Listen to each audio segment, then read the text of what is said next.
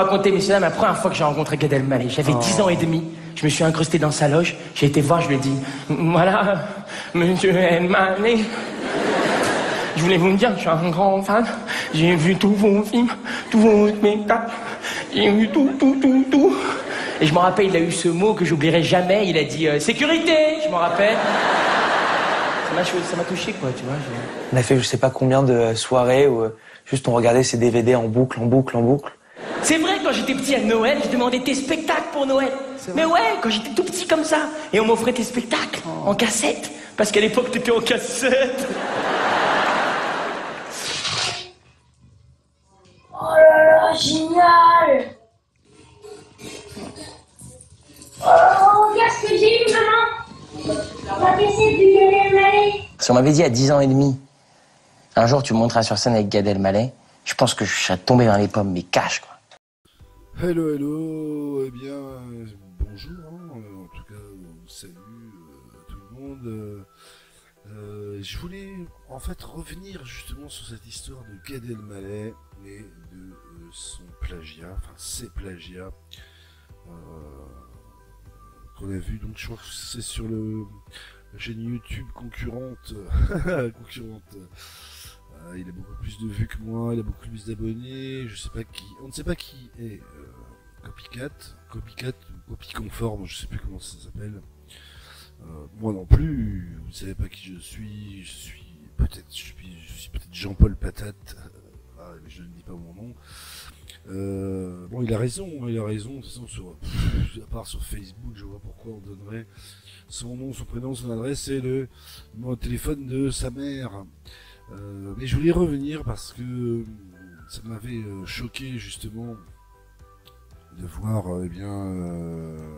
j'ai fait une vidéo sur Gad Elmaleh, bien sûr. J'ai pas pu m'en empêcher. Parce que c'est ça les réseaux sociaux, c'est que comme la meute des loups sur le mouton, on va dire. Affaiblis, eh bien, même ceux qui ne sont que des chiens se prennent pour des loups. Et donc, moi, en tant que chien, parce que sur YouTube, je ne suis pas un loup, avec 122 abonnés, mais pourtant, ce sont 122 abonnés de qualité, je le rappelle. Peut-être bien meilleur que les millions d'abonnés qu'ont les meilleurs youtubeurs, mais des fois on peut viser la qualité plutôt que la quantité. Mais oui, quand j'ai fait la vidéo sur Gad Elmaleh, j'étais comme un chien qui se prenait pour un loup parce que c'est facile. Mais oui, on va tout de suite faire des centaines de vues, peut-être des milliers de vues. Oh là, quel challenge sur un mec super connu qui tout à coup est accroché pour non pas une histoire de viol, de meurtre, mais de plagiat, de blague. Ouais, oui. Alors, je suis tombé, c'est aujourd'hui, sur une vidéo de, comment il s'appelle, Kev Adams, que vous venez de voir, là, j'ai mis le petit début. Et c'est pas que je suis un grand fan, mais moi je trouve que, bon, déjà pour un Jones, moi j'ai des gosses, j'aimerais bien qu'ils soient aussi drôles que Kev Adams. Ils sont peut-être aussi drôles, mais peut-être quand je ne suis pas là. Et en fait, voilà, il a raconté ce qu'il a raconté. Déjà, je pense que, enfin, c'est sincère, puisque déjà on le voit au pied du sapin de Noël ouvrir cette cassette VHS de Gad Elmaleh. Alors, je me suis dit, ouais, on l'a peut-être jugé trop tôt, parce que finalement, les médias sociaux, les réseaux sociaux ne sont pas des tribunaux. Il y a la présomption d'innocence, donc déjà Gad Elmaleh est innocent, parce que déjà, en fait, bon, oui, peut-être que Copycat, Copycat, je ne sais pas, j'aurais dû vérifier avant de me lancer dans cet enregistrement. Copycat, ou je sais plus comment il s'appelle, le mec. Bon, le mec, c'est peut-être une nana, hein. Ah oui, c'est bien le style des nanas d'être anonyme. Oh non, bien sûr, je ris, hein, je rigole, bien sûr. C'est pas parce que j'avais fait une vidéo qui défendait Jean-Marie Bigard que je n'aime pas les nanas, sinon je serais marié avec un homme, et non pas une nana. Alors, je me suis dit, oui, en fait, bon, faut être honnête, déjà, bon, honnêtement, moi, quand je vais dans des soirées, parce qu'il m'arrive, ben, au lieu de rester à faire des vidéos, je vais dans des soirées, j'essaye d'avoir une vie sociale en dehors des réseaux sociaux. Parce que j'ai demandé à ma mère, je lui ai dit, mais c'est bon là, j'ai des amis sur Facebook et sur YouTube. C'est des réseaux sociaux, donc est-ce que c'est bon? Elle m'a dit, mais non, mon pauvre enfant.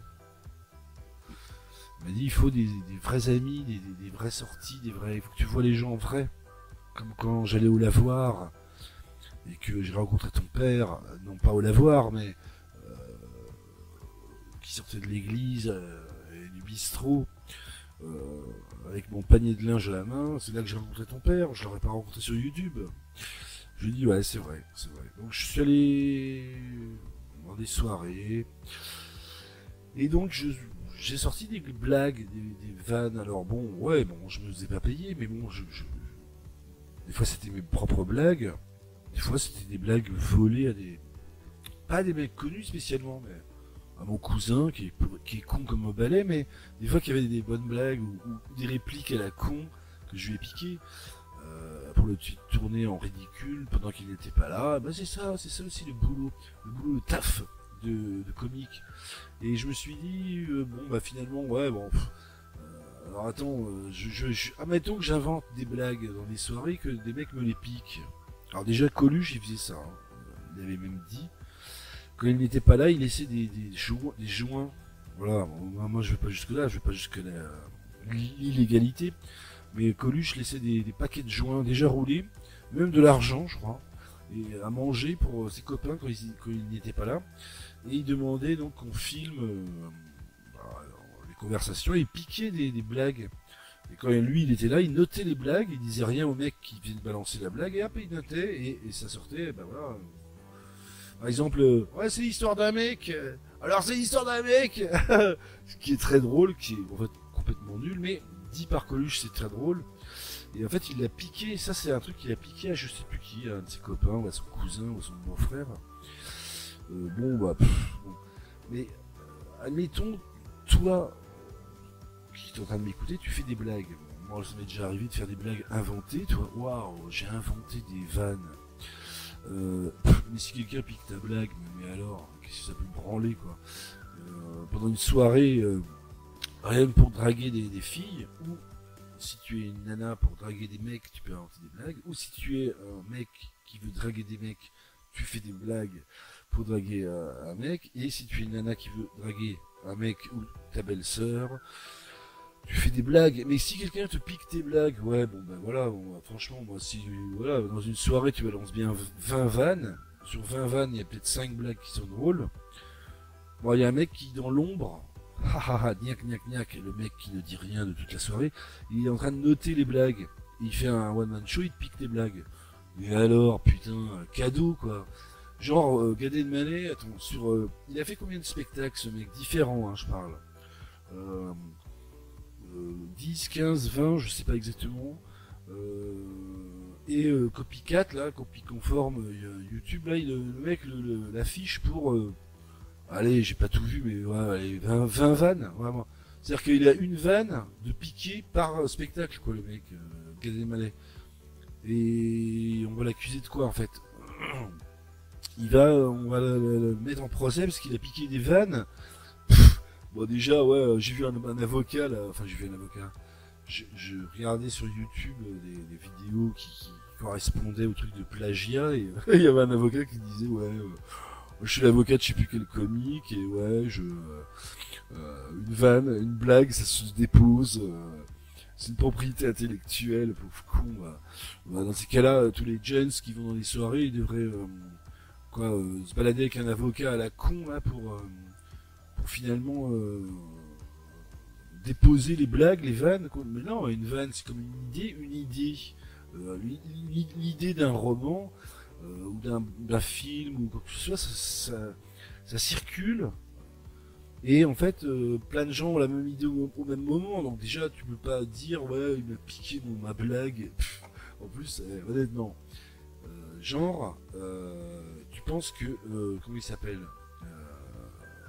dans le truc de copycat, copie conforme là, il accuse quoi, il accuse. Bon, il sous-entend que Gad Elmaleh a piqué une blague à Jerry Seinfeld. Alors, Jerry Seinfeld, je vous explique direct. Le mec, il est multimilliardaire, il a 36 immeubles à New York, il a 12 villas dans tous les bords de mer que tu veux.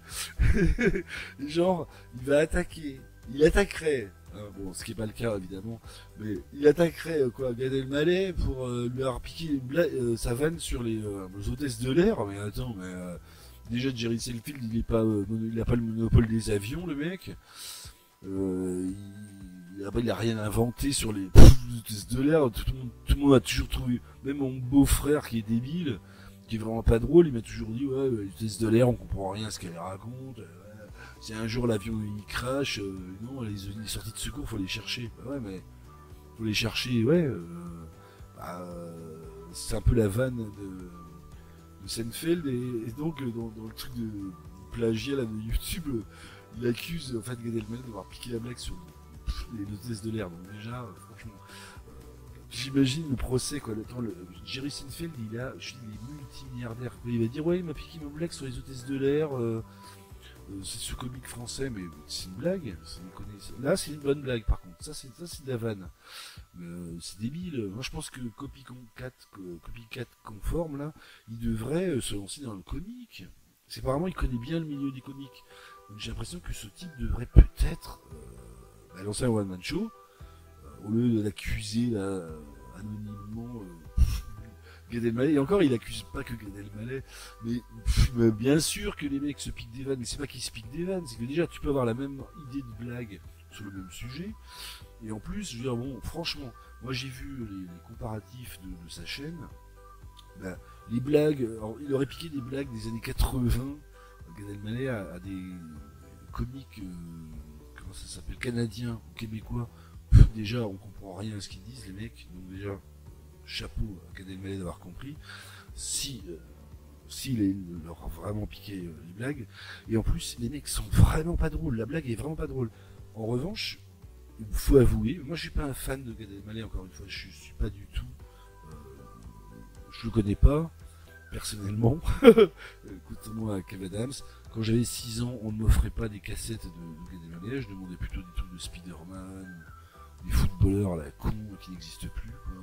Si, ouais, peut-être Michel Platini, toi, mais je veux dire, bon, la blague en elle-même n'est pas, on peut pas dire que il a pris la vanne et qu'il a fait une espèce de photocopie, mais il est plus drôle quand il dit la blague du mec que l'original. Alors, s'il l'a vraiment plagié, Gad Elmaleh est plus drôle que l'original. Donc du coup, il a mis une valeur ajoutée. Donc c'est plus un plagiat, quoi. Et encore une fois, je le répète, il y a 20 vannes, 20 blagues qui auraient été plagiées, mais il a fait 20 spectacles, Gad Elmaleh. Donc tu vas l'accuser d'avoir piqué une vanne par spectacle, c'est débile. En plus, bon, alors bon, quand c'est un américain, tu te dis bon. Ouais, il a essayé vraiment de se planquer, il a traduit l'américain, il a même traduit du franco-québécois des années 80, mais il y en a une, il aurait piqué genre à Titoff. Non mais la blague, c'est pas sérieux. Il avait piqué une blague à Titoff, mais déjà bon, alors j'ai rien contre Titoff, je trouve qu'il est très drôle, mais bon, franchement, son histoire de chips, dans ces trucs, il a piqué à son beau-frère l'histoire de chips, Titoff. Donc quand il dit, tu vois, je regarde la télé, je me mets des chips, je rajoute du coca, oh ça pique, je remets des chips.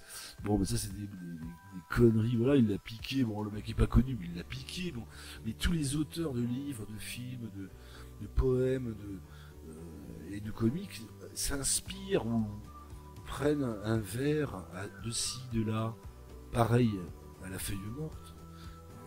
Moi-même, pourtant, Dieu sait si je suis très original dans mes vidéos, mais j'ai dû piquer des trucs à des mecs qui pourraient m'attaquer un jour si j'étais connu. Et à ce moment-là, je les emmerderais très grave parce que une vanne, quoi, tu vas donner, moi, je te donne une vanne 5 € pour ta vanne, alors mais pas plus, quoi, genre, la blague de Gad Elmaleh, enfin de Titoff, il l'aurait piqué en 2003 et Gad Elmaleh il l'a refait en 2005, donc bon, il se planque pas, c'est en France, on va voir, donc non, il a eu la même idée, quoi, c'est sur les romans, tu sais, tu lis, mais bon, à un moment donné, tu suis pas trop ce que tu lis, peut-être parce que tu te drogues. Et à un moment donné, il y a le nom d'un mec, toi, Jean-Paul Patate, un des personnages, tu te dis, mais putain, c'est qui Jean-Paul Patate? Alors tu tournes en arrière, mais non, il existait pas. Là, oh putain, il faut que je relise les 2 chapitres. Bon, voilà, bon, la blague, et ça, il a piqué ça, Gad Elmaleh, mais moi je vais te dire un truc. Gad Elmaleh, pour moi, c'est le mec qui était à Canal+, avec, il avait été parrainé, c'était Jamel fait son cinéma, je crois que ça s'appelait. Et à un moment donné, il a ramené un mec, tu vois, qui était Gad Elmaleh, et il dansait d'une façon hyper drôle. Faudrait que vous regardiez le truc. Alors je pense qu'il a, ouais, à qui il a piqué. Peut-être qu'il a plagié Michael Jackson, remarquez. Mais il est drôle, je trouve, en mime. Gad Elmaleh, il est super drôle. Il a pas mal de classe, et moi j'ai toujours trouvé plus drôle que les originaux, que ce site de l'anonyme, là, comment il s'appelle, plagiat conforme, l'accuse de trucs, mais bon, les originaux ils sont pas drôles, les mecs, des Québécois, des Américains, ou bon, si, il y a Titoff qui est drôle, mais je veux dire, la blague, 20 blagues sur 20 spectacles, encore ce serait Gad Elmaleh, il aurait piqué tout un spectacle. Bon, là je te dis, bah, oui, le mec faut le mettre en prison, tu vois, avec les violeurs et les pédophiles, mais il a piqué une blague tous les 5 ans, le mec. Ça va, c'est bon, ça va, une blague tous les 5 ans, non? T'as regardé les chansons des mecs, je citerai pas les noms, que ce soit les Français, les Américains, les Espagnols, les Hispanos, les Cubains, je ne sais quel, ou même les Italiens. Tu crois qu'ils ont inventé toutes les paroles, toutes les mélodies? Ils se sont inspirés de mélodies, ils ont trafiqué, toi, et, ouais, on croit que c'est nouveau, mais non, c'est pas nouveau. Les tubes que tu entends là, le rap de je ne sais quoi, de musique nouvelle, ils ont piqué des trucs, hein. D'ailleurs les samples de rap, ben, c'est du vol pur et simple. Bon, ça dure moins de 5 secondes pour que ce soit pas attaquable par la justice, mais bon, bah, voilà, c'est pas du plagiat, c'est de la copie conforme, copycat. On revient à ce site. Et donc, voilà, moi je fais pas ça pour défendre Gad Elmaleh, parce que finalement, il ne reversera rien de ces spectacles, mais je trouve ça vraiment grave, très très grave maintenant, dès qu'un mec est accusé d'un truc, ça y est, le journaliste ou le youtubeur qui a dit ça a raison, c'est un tribunal le mec, et donc la personne qu'il accuse est automatiquement coupable, avant même que ça passe en tribunal, avant même que ça passe en procès, et on doit donc suivre le mouvement, voilà, parce que si tu veux faire des vues ou être bien vu, eh bien voilà, faut partir dans le bon truc. Eh bien non. Je dis stop, je dis ta gueule. Alors copie conforme, je sais pas comment tu t'appelles, je vais t'appeler Jean-Paul Patate. Jean-Paul Patate, tu es vraiment eh ben, ce que je n'aimerais pas devenir un jour, ou ce que je n'aimerais pas que mes enfants deviennent un jour, c'est-à-dire un mec qui profite d'un petit créneau pour ah ça y est, j'ai vu qu'il y avait des similitudes, des trucs. Va attaquer des journalistes, des hommes politiques qui copient des programmes politiques pour se faire élire, et puis après quand ils sont élus, ils ne les appliquent pas, et qui en plus arnaquent et exploitent le peuple. Alors que Gad Elmaleh, admettons qu'il ait piqué des vannes, ou qu'ils se soient inspirés de vannes, ou qu'il ait eu la même idée que des comiques, hein, on n'a pas le monopole des vannes. Et alors, et quoi, et c'est sa carrière ça, mais sois aussi drôle que lui, parce que déjà dans ta chaîne YouTube, Copycat Jean-Paul Patate, t'es vraiment pas drôle. C'est vraiment pas drôle. T'aurais pu au moins adhérer au thème, c'est-à-dire au moins faire ça en dérision ou en côté humour. C'est pas drôle. On sent que c'est méchant, c'est aigri. Je me demande si t'es pas un mec qui a bossé avec lui, mais lui t'a refusé peut-être une association, peut-être qu'il t'a pas payé assez. Et tu dis ouais, j'ai trouvé le filon, j'ai trouvé surtout le filon du traître, du lâche. Et en tout cas moi, j'aimerais finir cette vidéo là-dessus. J'aurais pas aimé être ton voisin dans les heures les plus sombres, parmi les plus sombres du XXe siècle. Merci à tous. Vous avez vu, j'ai essayé d'être drôle. J'ai piqué des blagues au fur et à mesure de ce one-man show que j'ai fait là en 20 minutes. Je vous dirai pas à qui. C'est des Québécois. De toute façon, vous ne trouverez jamais. C'est dans les années 70. Ils sont même morts pour certains. Salut à tous. La prochaine fois, ça sera bien sûr de la musique, de la chanson, des tubes et peut-être des places de football à gagner. Ça, c'est pas dit, c'est pas gagné. Ça sera des vraies places par contre. Allez, salut, à plus. Bisous. Oh là là, génial! Oh, regarde ce que j'ai eu, maman! Ma cassette de